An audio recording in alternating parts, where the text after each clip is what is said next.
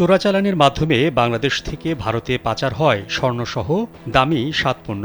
বিপরীতে ভারত থেকে অস্ত্র, মাদকসহ ৮ ধরনের ভেজাল পণ্য বাংলাদেশে আসে। এই চোরাচালানের কারণে অর্থ পাচারের পাশাপাশি সীমান্ত এলাকায় বিভিন্ন ধরনের অপরাধও বেড়েছে।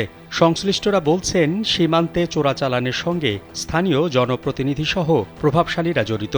আর এই চোরাচালানে সবসময় ক্ষতিগ্রস্ত হচ্ছে বাংলাদেশ।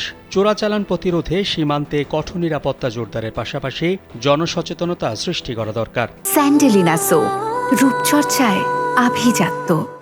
গত ১৮ নভেম্বর ঝিনাইদহের মহেশপুর সীমান্ত থেকে ৫ কেজি ৪৭৮ গ্রাম ওজনের ৪৬টি স্বর্ণের বারসহ দুজনকে আটক করেছে বিজিবি, যার বাজার মূল্য প্রায় ৬ কোটি টাকা। বিজিবি তথ্য অনুযায়ী দেশের বিভিন্ন সীমান্তে গত নভেম্বরে ১৭২ কোটি ২ লক্ষাধিক টাকার মূল্যের পণ্য সামগ্রী জব্দ করেছে বিজিবি। পণ্যের মধ্যে স্বর্ণ, রূপা, শাড়ি, 3 পিস, ৬০ পিস, চাদর, কম্বল, তৈরি পোশাক, থান কাপড়, কসমেটিক্স, ইমিটেশন সামগ্রী, কাঠ, চাপাতা, চিনি, সার, কয়লা, পাথর, বালু, মোবাইল ডিসপ্লে, চশমা, ফল, বাংলাদেশি রসুন, জিরা, কষ্টি পাথরের মূর্তির মতো জিনিস রয়েছে।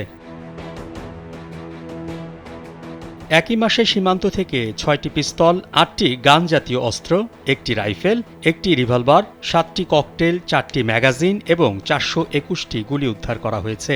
জব্দ করা হয়েছে বিপুল পরিমাণ মাদকদ্রব্য, যার মধ্যে রয়েছে ৯,৬৬,৬৬৯টি ইয়াবা, ১ KG ২৫ gram crystal meth, ৬ KG ৭৩৭ gram heroin, ২৩,৪৪৯ বোতল ফেন্সিডিল, ১,৩০৯ কেজি গাঁজা, ২৩ বোতল এলএসডি। বিজিবি তথ্য বলছে, ২০১৪ থেকে ২০২৩ সাল পর্যন্ত ভারতে পাচার হওয়া ৭টি পণ্য হল সার, জ্বালানি ও ভোজ্য তেল, ইলেকট্রনিক্স ও কম্পিউটার যন্ত্রাংশ, তৈরি পোশাক, স্বর্ণ ও কষ্টি পাথর, বৈদেশিক মুদ্রা এবং সামুদ্রিক মাছ। বিপরীতে বাংলাদেশের সীমান্তবর্তী দুই দেশ ভারত ও মিয়ানমার থেকে চোরাচালানের মাধ্যমে বাংলাদেশে আসে মাদকদ্রব্য সহ ৮ ভেজাল পণ্য। এর মধ্যে মিয়ানমার থেকে আসে ইয়াবা ও আইস, যা আবার ভারত হয়ে দেশের পশ্চিমাঞ্চল দিয়ে বাংলাদেশে ঢোকে।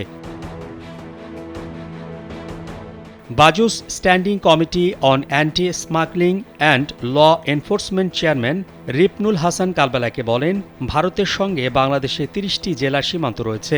এর মধ্যে খুলনা বিভাগের ৬ জেলা, মেহেরপুর, কুষ্টিয়া, চুয়াডাঙ্গা, ঝিনাইদহ, যশোর ও সাতক্ষীরা হয়ে উঠছে স্বর্ণ চোরাচালানের প্রধান রুট। ভারতের পাচার হওয়া স্বর্ণের বড় একটি অংশ এসব জেলার সীমান্ত দিয়ে পাচার হয়। বাংলাদেশ ফিনান্সিয়াল ইন্টেলিজেন্স ইউনিটের তথ্য অনুযায়ী এসব স্বর্ণ বৈধ পথে আমদানি করা হলে বাংলাদেশ ব্যাংকে $২২ বিলিয়ন রিজার্ভ জমা হতো, যা থেকে সরকারের রাজস্ব আহরণ হতো প্রায় ১০,০০০ কোটি টাকা।